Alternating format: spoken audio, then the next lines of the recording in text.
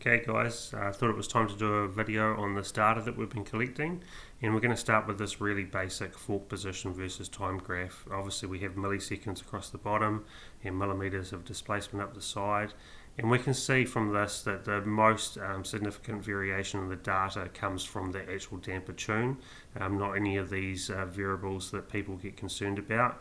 And we can see here that soft fork uses about 49 millimeters more displacement than stiff fork, and it reaches peak displacement about 5 milliseconds later. So again, we're investigating damper behavior, and we can see a significant difference in damper behavior in those plots.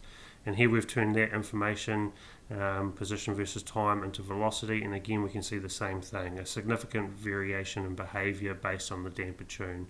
Soft fork is producing the bulk of its velocity later into the stroke, which means it will also produce the bulk of its force later into the stroke.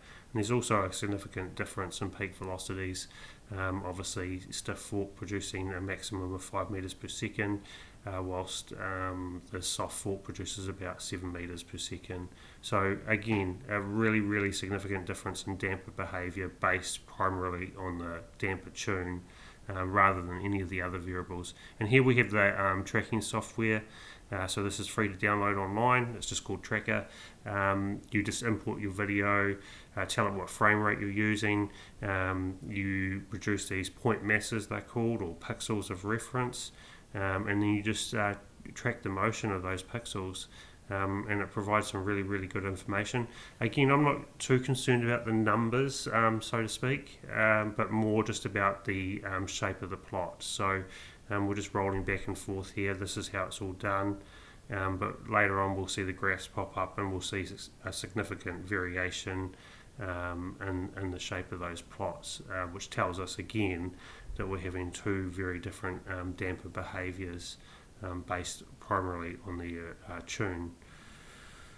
So there's our points of reference there, so that's what I've been tracking. Obviously the axle lug, the upper fork tube, and the pixel in the horizon. And we bring all those 3 points together, and they all tell pretty much the same story. It's real interesting, you can relate them all back together.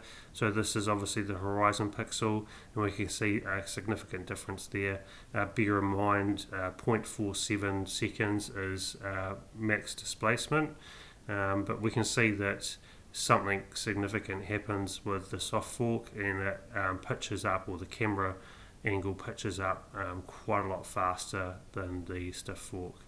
And then coming up, we're going to look at the upper fork tube, because there's a variation there too, and a point of reference on this one is 0.43, because if you go back to the pixel trace, you'll see something happens with soft fork at 0.43 seconds, and you can tie that together.